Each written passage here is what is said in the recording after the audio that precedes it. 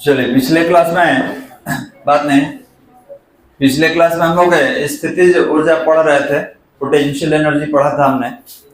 तो ऊर्जा का दो टाइप हम लोग लिए थे, गतिज ऊर्जा और स्थितिज ऊर्जा। ऊर्जा तो बहुत तरीके का होता है, ठीक है।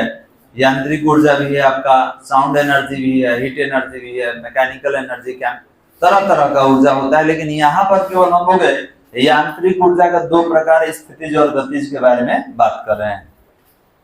चलिए, तो आपको बताया गया था कि गति के कारण जो ऊर्जा होता है उसको गतिज ऊर्जा हम लोग बोलते हैं, और इसका वैल्यू भी निकाले थे हम लोग। इसका वैल्यू हमने निकाला था kinetic energy equal to ½ mv²। और इसके बाद था स्थितिज ऊर्जा। तो स्थितिज ऊर्जा के बारे में हमने लिखा था कि किसी पिंड के स्थिति में परिवर्तन के कारण जो ऊर्जा होता है उसको स्थितिज ऊर्जा कहा जाता है। तो याद रखेंगे, स्थितिज ऊर्जा का माप कार्य से किया जाता है। हम लोग कार्य से स्थितिज ऊर्जा का माप करते हैं। जैसे कोई मेरे पास स्प्रिंग है और आपसे कहा गया कि आप इसके स्थिति में परिवर्तन कर दीजिए। हाँ हेलो, नमस्कार, बोलिए।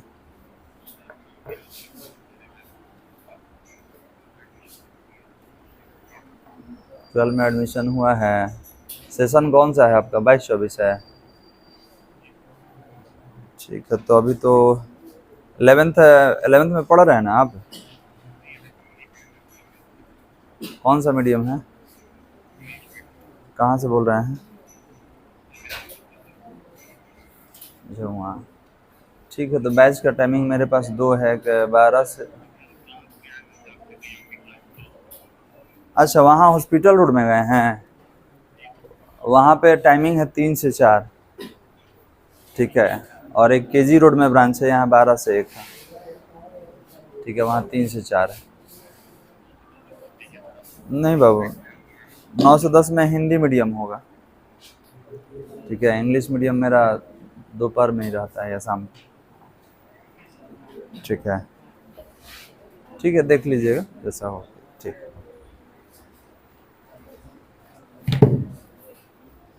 चलिए वाला आगे बढ़ते हैं। तो अभी स्प्रिंग के बारे में आपको कुछ बता रहे हैं, थोड़ा समझिए। आपको बताया गया था किसी पिंड के स्थिति में परिवर्तन के कारण जो ऊर्जा आता है वो स्थितिज ऊर्जा होगा। जैसे मेरे पास एक स्प्रिंग है और इसके स्थिति में परिवर्तन करना है, तो ध्यान देंगे, बिना बाहर से बल लगाए इसकी स्थिति में परिवर्तन होगा? नहीं होगा। आपको बाहर से बल लगाना होगा, जिसको बाह्य बल कहा जाता है, एक्सटर्नल फोर्स बोलते हैं। तो हम देखिए, बल लगा के और विस्थापन कर दिए। तो बल लगा के विस्थापन कर दिए, तो बल गुने विस्थापन क्या होता है? कार्य। तो आप कहेंगे सर आप तो काम कर दिए, ठीक है, हमने वर्क डन कर दिया, ठीक है, वी हैव वर्क डन। क्या हो गया इसको? हाँ बालक बोलिए। 9 से 10 केजी रोड में पढ़ाते हैं बाबू। केजी रोड में बैंक ऑफ बड़ौदा के सामने है, गली में, ठीक है, ठीक।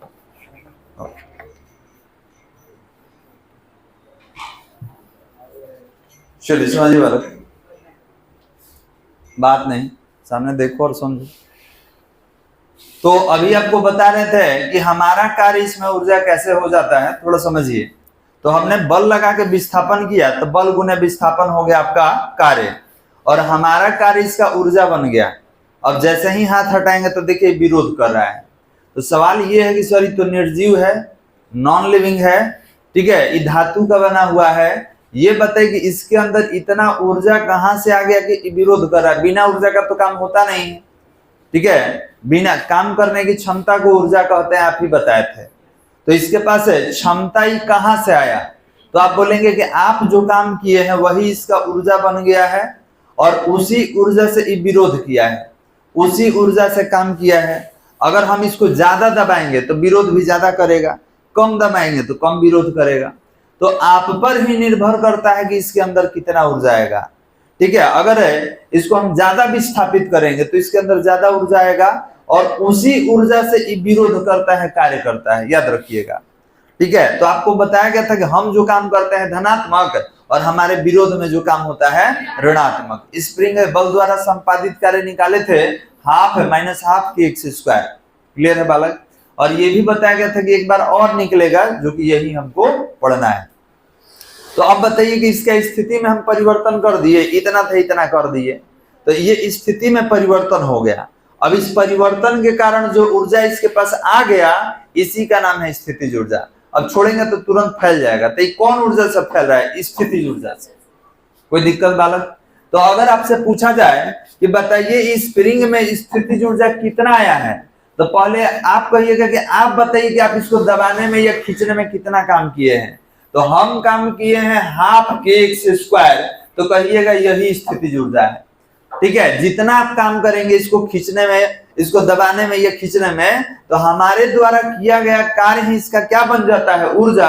और इसी ऊर्जा से क्या करता है? विरोध करता है। ठीक है, क्योंकि तो निर्जीव है, इसके पास जान कहां से आएगा। तो याद रखेंगे हमारा ऊर्जा, हमारा किया गया कार्य ही क्या बन जाता है? स्थितिज ऊर्जा, जिसको पोटेंशियल एनर्जी कहते हैं। कोई दिक्कत बालक समझने में? अब सवाल ये है कि सर काइनेटिक एनर्जी में आप हाफ mv स्क्वायर लिख दिए थे, लेकिन इसमें कोई फॉर्मूला है कि नहीं? तो ध्यान देंगे, इसका अपना पार्टिकुलर कोई सूत्र नहीं है। ई कहता है कि आपको कभी भी स्थितिज ऊर्जा निकालना होगा तो आप कार्य से निकालिएगा, क्योंकि इसका माप कार्य से ही होता है। ठीक है, इसका जो माप होगा ये कार्य से होगा, और अलग अलग स्थिति में अलग अलग कार्य होता है। अब स्प्रिंग को दबाने में या खींचने में कितना काम करना पड़ता है? तो हाफ के एक्स स्क्वायर करना पड़ता है। एक और एग्जांपल लेते हैं। हमने बोला कि मेरे पास एक पेन है जो कि यहाँ सतह पे रखा हुआ है। ठीक है, तो अभी बताइए, अगर इस सतह पे रखा हुआ है, यहाँ पर रखा हुआ है, और इसको हम यहाँ से उठा के यहाँ ला दें, तो बताइए अगर किसी पिंड को आप उठा दिए तो याद कीजिए कार्य बल गुने विस्थापन। तो हमने बोला कि ठीक है, हमारे सतह पर कोई पिंड है, हम कार्य करेंगे, तो कार्य कैसा होगा? तब बल गुने विस्थापन। तो बताइए इस पे कितना बल लगता है? mg।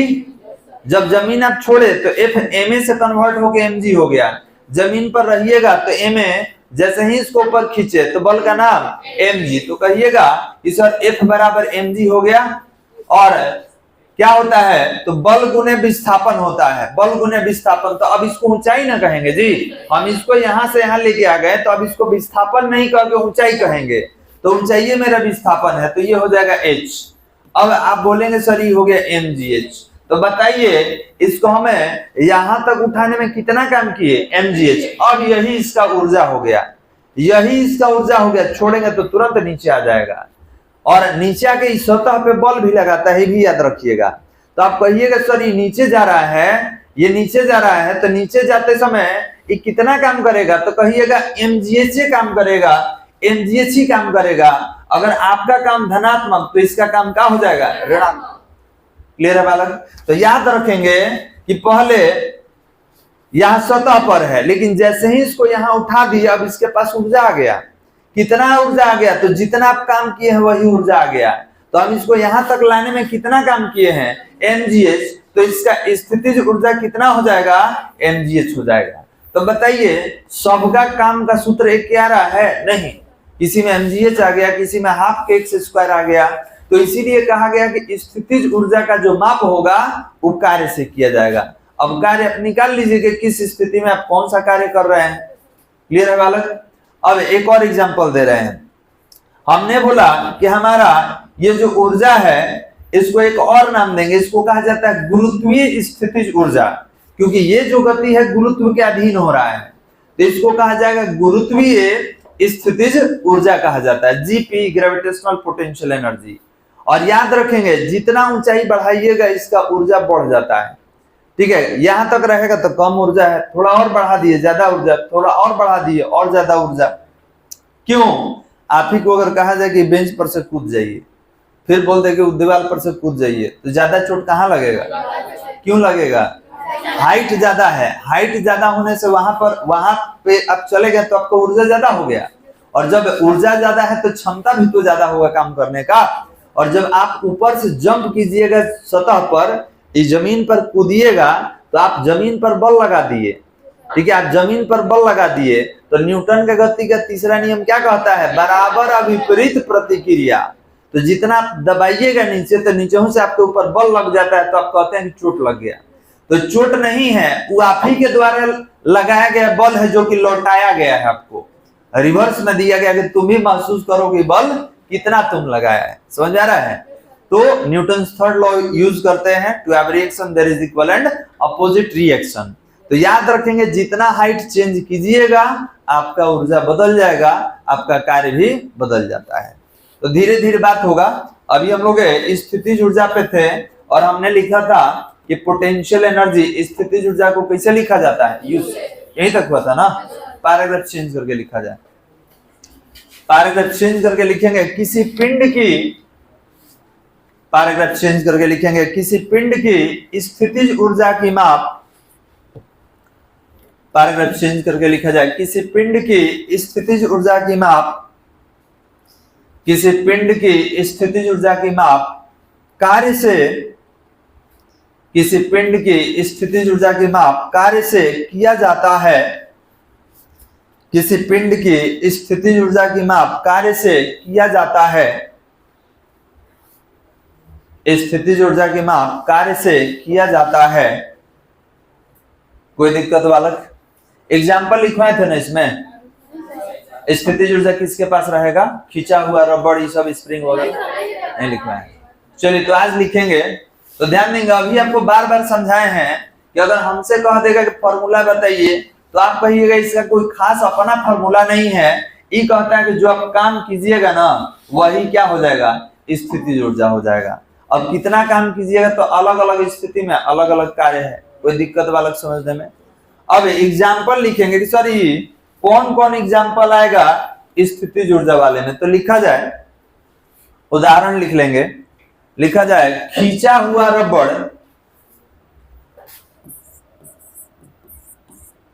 उदाहरण में हम लोग लिख रहे हैं खींचा हुआ रबड़ कॉमा संकुचित स्प्रिंग,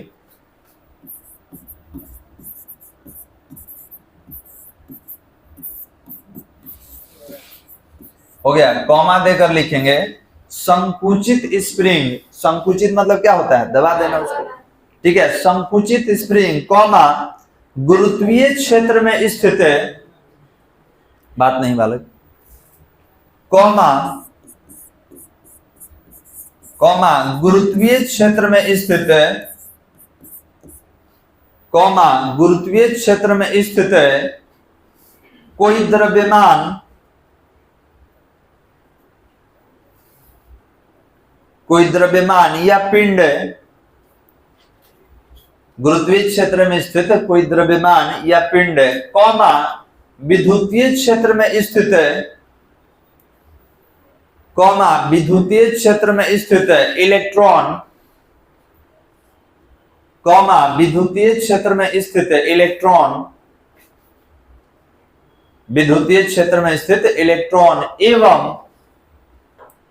एवं चुंबकीय क्षेत्र में स्थित है, एवं चुंबकीय क्षेत्र में स्थित है,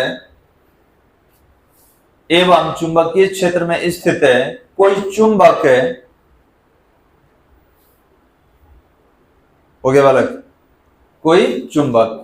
तो देखिए जितना हम लोग लिखे हैं इस सब के पास कौन सा ऊर्जा होगा, क्लियर है। अब मान लीजिए रबड़ को आप खींच दीजिए, देखेंगे छोटा बच्चा खेलता है रबड़ से मारता है, ठीक है। तो रबड़ खींच के किसी को मारिएगा तो ज्यादा चोट लग जाएगा, जितना लंबाई खींचे उतना ही ज्यादा काम कर दिए और वही उसका ऊर्जा बन जाता है। जब छोड़िएगा तो रिवर्स में आपको देगा वो काम। आपको ध्यान देंगे, कोई रबड़ है उसको खींच के इतना लंबा कर दिए, ठीक है। तो अब बताइए आपका काम ज्यादा ना हो गया, बल गुना विस्थापन कार्य। अब जैसे ही रबड़ को छोड़िएगा तुरंत उसकी उड़ जाता है।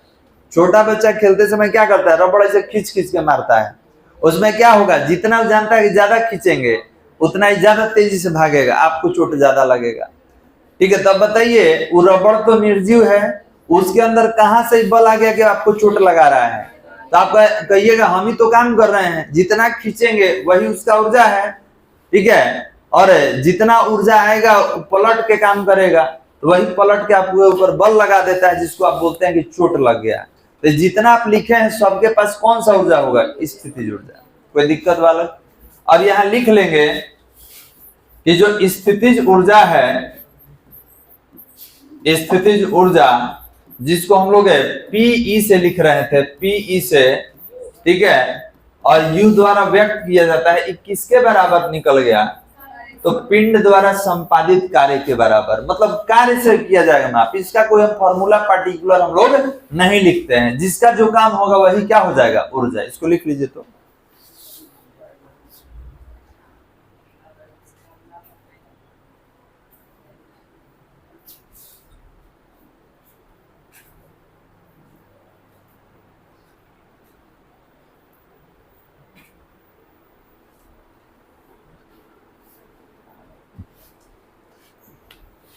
हो गया बालक?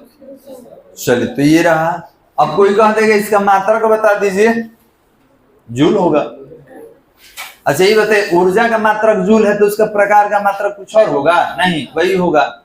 एसआई मात्रक जूल होगा। बीमीय सूत्र कितना होगा? ml² 10^2। कोई दिक्कत वाला? चलिए आगे बढ़ते हैं अगले टॉपिक की ओर, और इसका नाम है गुरुत्वीय स्थितिज ऊर्जा।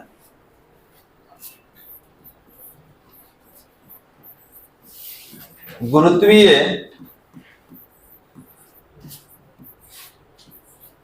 स्थितिज ऊर्जा, इसको इंग्लिश में ग्रेविटेशनल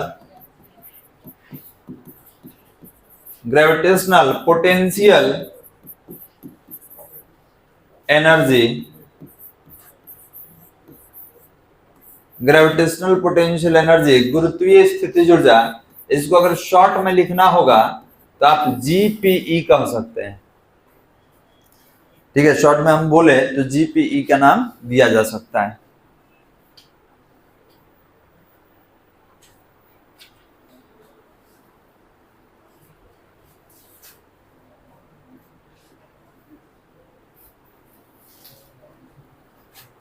हो गया बालक?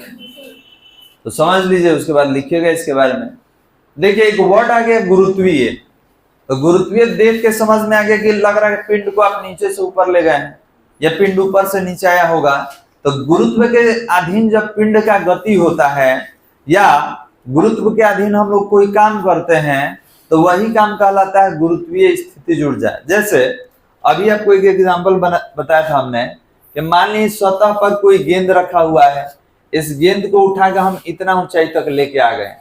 अब आपसे पूछा जाएगा कि आप तो उठा दिए गेंद को, तो बताइए यहां से यहां तक ले जाने में आप कितना काम किए हैं? तो आप कह दिए कि हम mgh किए हैं। ठीक है, अब यही आपका काम क्या हो गया?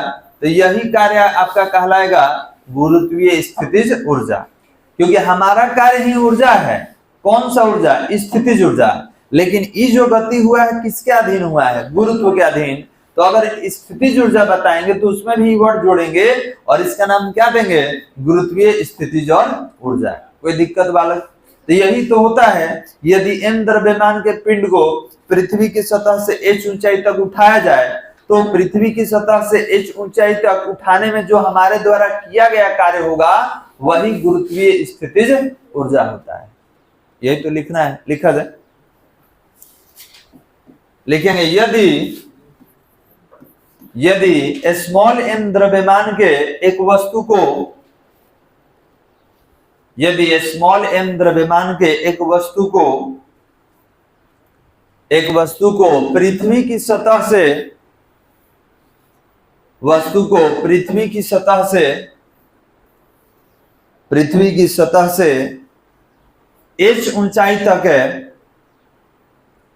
पृथ्वी की सतह से h ऊंचाई तक है, उठाने में गुरुत्व बल के विरुद्ध है,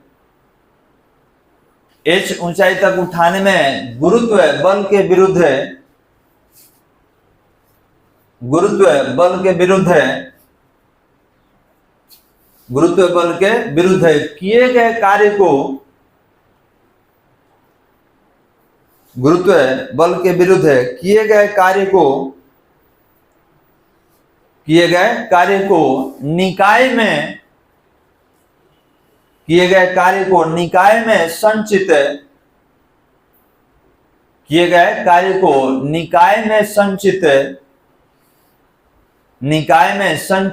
स्थितिज ऊर्जा, निकाय में संचित स्थितिज ऊर्जा कहा जाता है, निकाय में संचित स्थितिज ऊर्जा कहा जाता है। अतः इसे ही गुरुत्वीय स्थितिज ऊर्जा कहा जाता है। अतः इसे ही गुरुत्वीय स्थितिज ऊर्जा कहा जाता है। अतः इसे ही गुरुत्वीय स्थितिज ऊर्जा कहा जाता है। देखिए तो बालक, कोई सतह है और इस सतह पर कोई पिंड रख दिया गया, यहां पे एक पिंड रख दिए। अब इस पिंड को हम लोग क्या किए हैं, h ऊंचाई तक उठाए हैं। आपका ये हाइट हो गया, यहां तक उठाया गया है। तो बताइए जब नीचे से ऊपर लेके जाइएगा तो mg तो नीचे काम करता है, ठीक है। तो आपसे कहा जाएगा कि बताइए आप कितना काम किए हैं इसको ले जाने में, तो आपको कहिएगा कि सर जो कार्य है वो है बल गुने विस्थापन, बल गुने विस्थापन।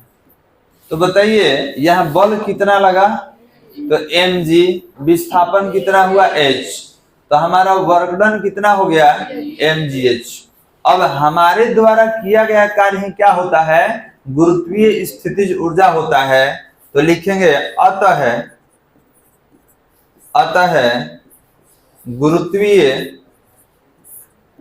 अतः गुरुत्वीय स्थितिज ऊर्जा,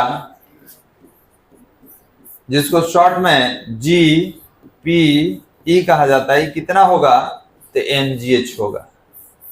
डायग्राम पहले बना लीजिए और डायग्राम बना के और तब इसके नीचे ये सारा हम लोग लिखेंगे जल्दी।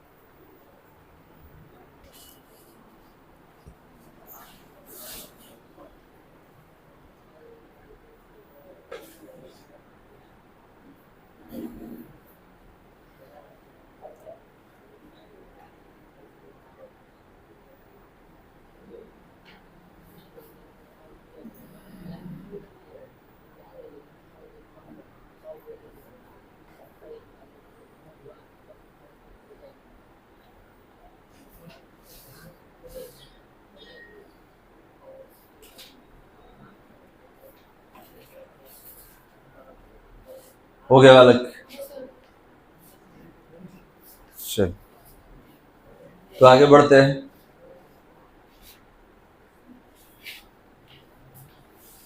एक क्वेश्चन दे रहे हैं, आप देख के बताइएगा, लिखना नहीं है, ठीक है, देखना है और बताना है। अब इतना आसान क्वेश्चन का लिखना है जी।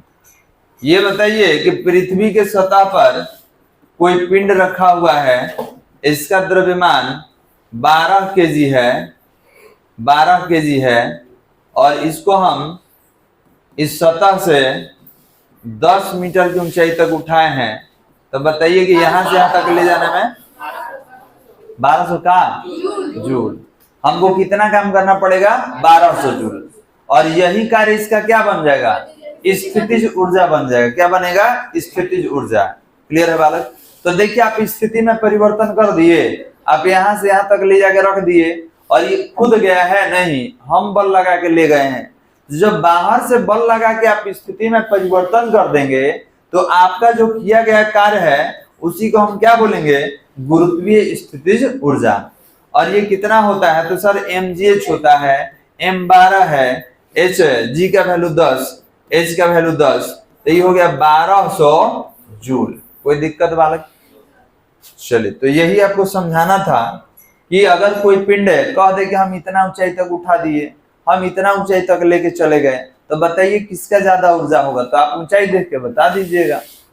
कोई दिक्कत बालक। अब यहां पर यहाँ पर एक एग्जाम्पल क्रिएट कर रहे हैं। हमने बोला कि एक आदमी जो है यहां से कूद रहा है, एक आदमी यहां से कूद रहा है, किसको ज्यादा चोट लगेगा, H1 वाले को कि H2 वाले को? तो आपने बोला H2 वाले को पूछेंगे, कहा है भाई? तो कहिएगा ऊंचाई बढ़ा दिए तो याद रखिए इसके पास ज्यादा ऊर्जा है, इसके पास ऊर्जा कितना है, तो आप कहेंगे कि सर mgh2 हाइट ज्यादा तो इसका ऊर्जा भी ज्यादा होगा, ठीक है। और इसका कितना है, तो mgh1। तो ज्यादा ऊर्जा होने की वजह से जब ये जंप करेगा तो याद रखेंगे कार्य करने की क्षमता भी ज्यादा होगा। तो जब यहाँ पर बल लगाएगा तो न्यूटन के गति के तीसरे नियम से रिएक्शन का बल भी ज्यादा मिलता है, इसको चोट ज्यादा लग जाएगा। कम हाइट से अगर जंप करते हैं तो ऊर्जा कम रहेगा, तो क्षमता भी काम करने का कम होगा। तो जब आप सतह पे कम बल लगाइएगा तो रिएक्शन का फोर्स भी क्या होता है, कम ही होता है। तो इसीलिए अगर कोई ज्यादा हाइट से कूदता है तो उसको चोट लग जाता है। तो चोट लगने का कारण मालूम चल गया ना, उसका ऊर्जा। कोई दिक्कत वाला? अब यहाँ से कुछ नोट हमको लिखना है।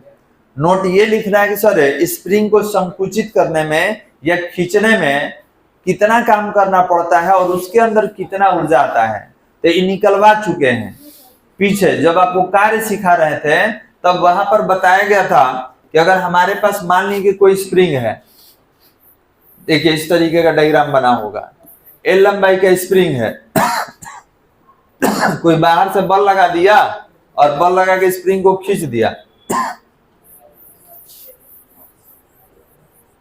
यहां तक, तो आप बोले थे ये L है तो ये x बढ़ गया, तो टोटल लंबाई हम लोग L प्लस x लिए थे, याद है। अब खींचने में कितना काम का सूत्र निकाले थे, तो W बराबर हाफ kx²।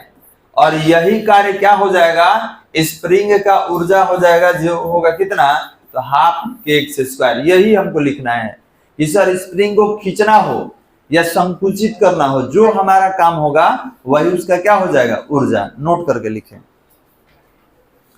नोट करके लिखा जाए संकुचित, नोट करके लिखेंगे संकुचित स्प्रिंग में, संकुचित स्प्रिंग में, संकुचित स्प्रिंग में संचित, संकुचित स्प्रिंग में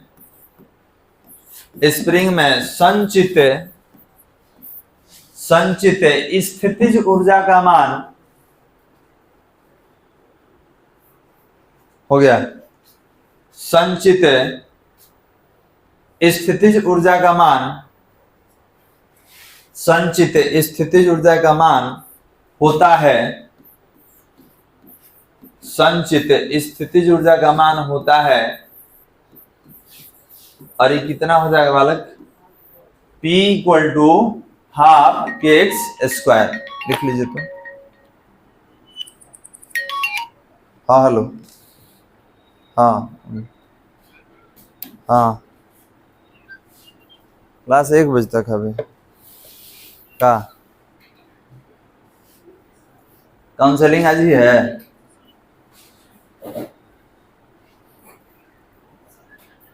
किसी से मालूम कर लीजिए कि आज काउंसलिंग है कि नहीं, होगा तो हम लेके चले जाएंगे, या ऑफिस का यहाँ का डी ऑफिस का नंबर निकाल के कॉल कर लेना है। हाँ कॉल निकाल के कर लीजिए कि काउंसलिंग आज ही है, डॉक्यूमेंट्स आज ही चेक होगा, ठीक है, ठीक ठीक।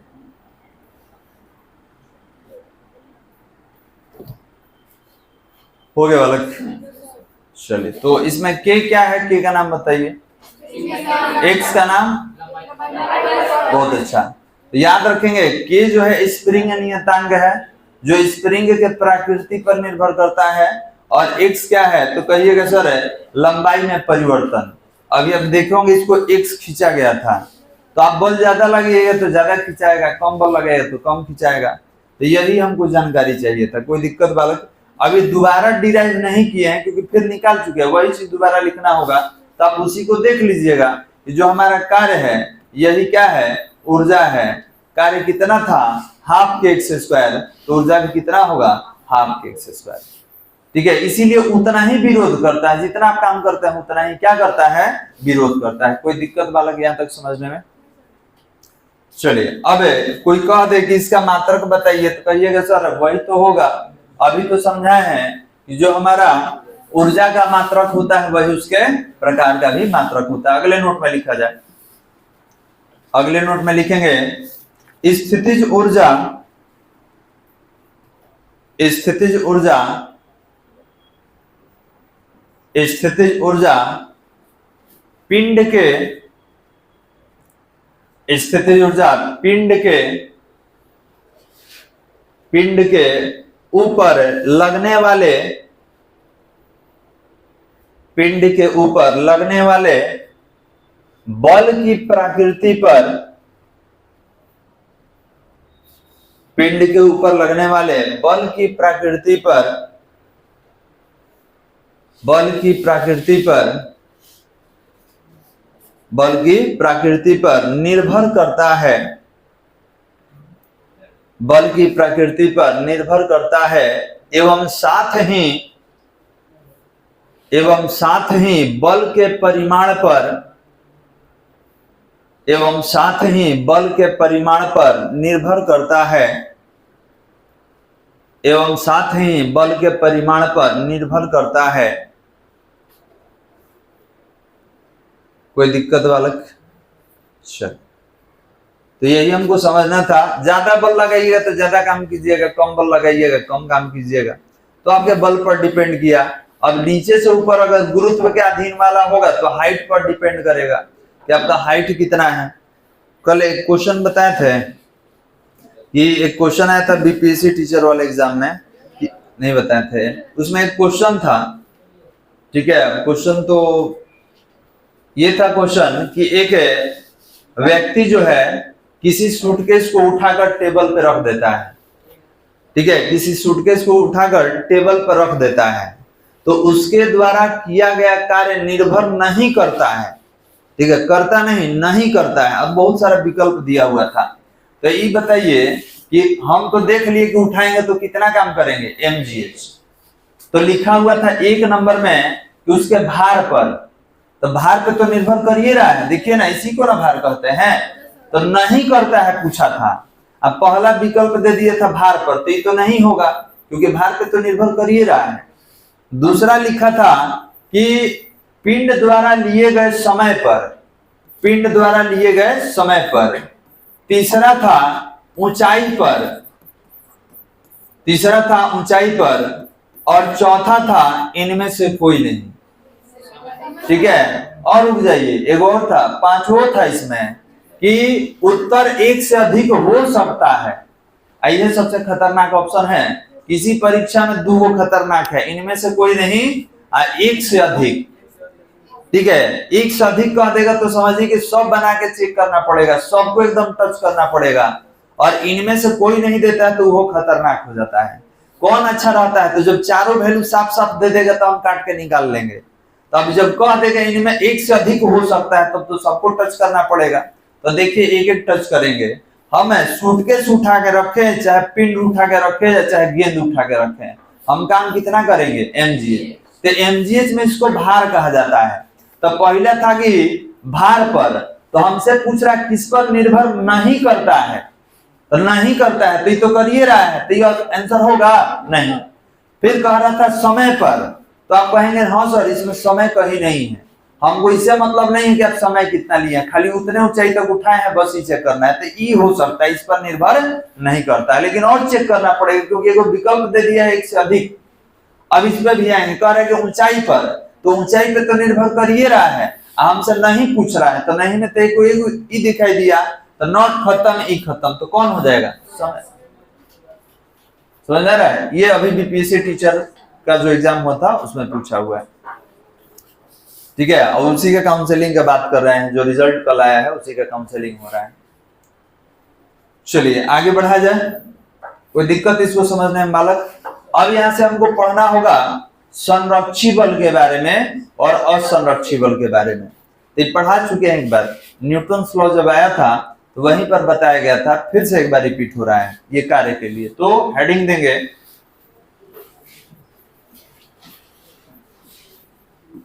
हेडिंग दिया जाए संरक्षी बल।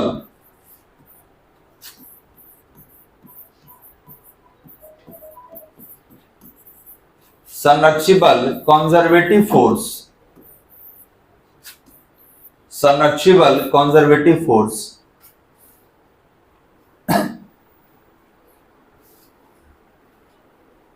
और एक क्वेश्चन पूछा था, शायद 7 बजे हम बनवाए थे क्वेश्चन, ठीक है, क्या था सुन लीजिए, सुन लीजिए, सुनने में क्या दिक्कत। क्वेश्चन ये था, ये आपका टीचर वाला एग्जाम हुआ था उसमें का क्वेश्चन है।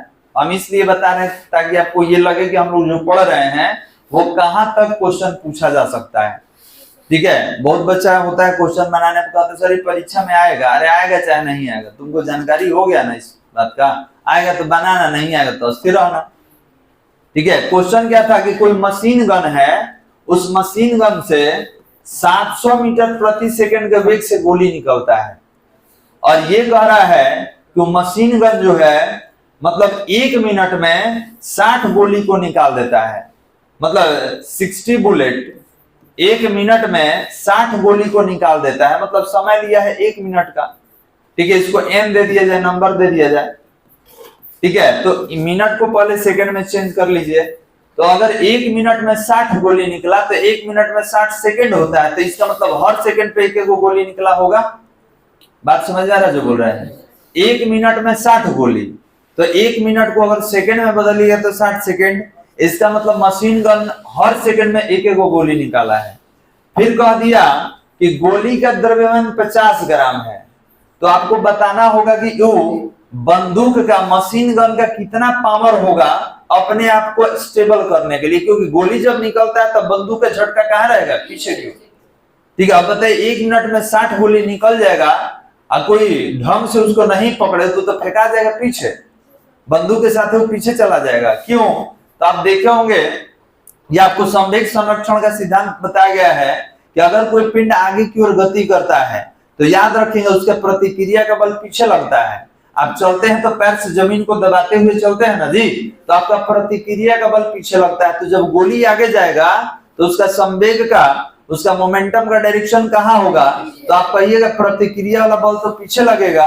तो इस स्थिति में उसको संतुलित करने के लिए बल चाहिए, उसका शक्ति होना चाहिए। तो मशीन गन का पावर बताना है कि बताइए उसका पावर कितना है कि वो 1 मिनट में 60 गोली निकाल दे रहा है, ठीक है। उसका कितना पावर है कि 1 मिनट में 60 गोली उसके अंदर से निकल जा रहा है, तो पावर बताना है बालक, ठीक है, यही तो बताना है। तरीका क्या है, तो ये सब घर पे बना लीजिएगा, हम खाली हिंट दे रहे हैं। तरीका ये है कि केजी को, अच्छा ग्राम में था, हाँ केजी लिख दिया ना, ग्राम है, ग्राम को केजी में बदल दीजिए। तो ग्राम को केजी में बदलने के लिए आप जानते हैं कि 1000 से भाग दे देंगे, 1010 तो कितना हो गया 0.05 केजी, केजी में बदल लेना है। आप जानते हैं कि पावर क्या होता है, वर्क डन अपॉन टाइम होता है, ठीक है। आई कह रहा है गोली एन निकला है, एक रहता कुछ नहीं लिखने का मतलब यहाँ एक है, लेकिन कह दिए कि ना 60 को गोली निकला है, तो एन हो गया number of bullet work upon time. तो अब बताइए कि यहाँ गोली जब निकलेगा तो उसका काम तो यही है जाना, तो याद रखेंगे आपका कार्य क्या होता है, गतिज ऊर्जा होता है। तो ई कार्य की जगह पे गतिज ऊर्जा हो जाएगा हाफ mv²। क्यों? बुलेट कैसा काम कर रहा है, निकलने का काम कर रहा है। तो यहाँ पर निकालिएगा तो ये हो जाएगा n/t और ये हो जाएगा mv²/2। ये सब हल कीजिए, कितना निकाले थे 12250 था, इतना ही था। तो इतना वाट हम लोग कल बनाए थे इस क्वेश्चन को, जो कि आपके सामने ही बता दिए। और कल ये भी बताए थे कि ध्यान देंगे गोली के पास कौन सा ऊर्जा, गतिज ऊर्जा की स्थितिज ऊर्जा, गतिज ऊर्जा, गति न कर रहा है। कहिएगा स्थितिज ऊर्जा कब होता है, जब वो अपने से नहीं चलता, जब हाथ से ले जाता है, इसे लीजिए गोली मार रहे हैं लोग।